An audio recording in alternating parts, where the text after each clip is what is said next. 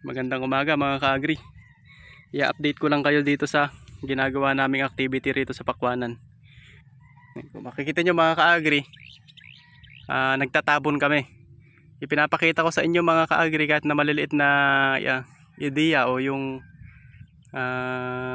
activity dito sa may Pakwanan. Kasi nga, ang purpose nun para sunod-sunod ninyo na makita kung ano dapat yung ginagawa dito sa Pakwanan at kung bakit. Ayan. Tapos, ang tinatabon natin mga ka-agri, ito yung lupa lang to mga ka-agri na buhagag. Lupa na galing sa silong ng kawayan. Bali wala itong buhangin, wala itong kahit ano. Basta galing ito sa silong ng kawayan, mataba ito. Ayun, mayroon pang mga durug-durug na mga ugat ng kawayan. Ito yung pinipili natin para mas mabuhagag siya. Hindi siya katulad ng lupa dyan na putik kasi yan mga ka-agri, matigas. Ayun o. Matigas siya. Ayun, parang bato talaga siya. Yan. Hindi siya madudurog. Hindi katulad dito sa lupa na tinatabon natin na buhagag siya. Hindi masyadong kuan. Ang ginagawa natin mga ka-agri, itatabon lang natin. Ipapakita ko sa inyo mga ka-agri kung paano natin siya itatabon. Ayan. Ito mga ka-agri ganito lang yan. Kukuha kayo ng hindi naman ganun kalaki ang dakot. Ayan. Tapos itatabon natin dito sa may puno niya. Ganyan.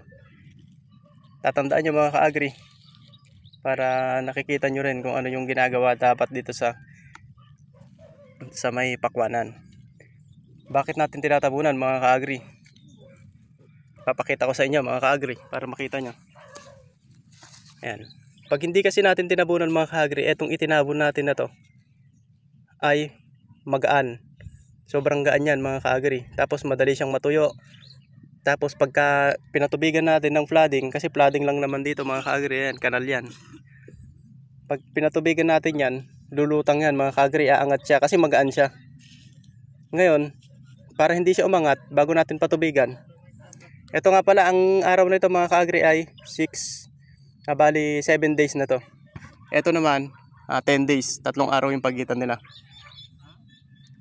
Pero pwede na siyang abunuhan mga ka-agri. Ang bilis. Ngayon ganito mga ka-agri, kaya natin tinatabunan para hindi siya umangat. Ganito, tignan nyo. Pag natabunan na siyang ganyan, hindi na siya aangat. Kasi nga meron na siyang ganito. Bakit hindi natin tinabunan bago natin itinanim tong buto? Kasi pag itinanim na natin tong buto mga ka-agri, tapos nakatabon naman siya ng mabigat, hindi naman siya lalabas. Madalang lang yung lalabas dyan na buto. Kaya kailangan magaan muna siya para makalabas lahat ng buto. Ayan, kung mapansin nyo mga ka-agri, halos tumubo lahat yan. Ang purpose muna natin, pagka nilagay natin yung buto, kailangan palabasin muna natin siya. Pag nakalabas na siya, saka natin siya tatabunan ngayon ng lupa na mabigat. Para mas masiksik siya o mas makompress dito yung gawi para hindi rin siya gagalaw-galaw. Saka pag pinatubigan natin, hindi siya aangat-angat, hindi siya gagalaw-galaw na gaganon-ganon. Ipapakita ko mga ka-agri itong tinabunan natin nung nakaraan. Ayan. Ito. Yan, ganyan yung itsura niya. Ito naman mga ka-agri ay 10 days. Papatabaan sana namin ngayon to mga ka-agri ados. Ngayong ang araw ay November 2. Pero kinuha na namin, i-delay na namin. Para pag natabunan lahat yan, sabay-sabay na silang mapatabaan. Aabonohan na namin lahat. Bali bukas mga ka-agri, mag-aabono kami, kaya subscribe kayo. Tapos pindutin nyo yung notification bell para makita nyo mga ka-agri bukas kung ano yung iaabono natin. Ito yung, bali ganyan siya tatabunan. Ang maganda pa dyan, pag natabunan mga agri, tignan nyo, mas tumitiba yung puno niya, hindi siya uga-uga. Ayun,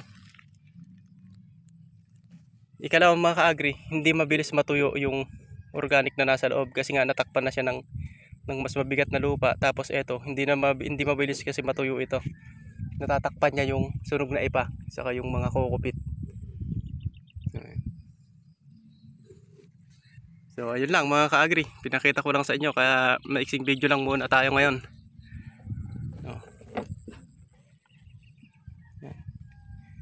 Yan yung mga gumagawa dito mga ka-agri.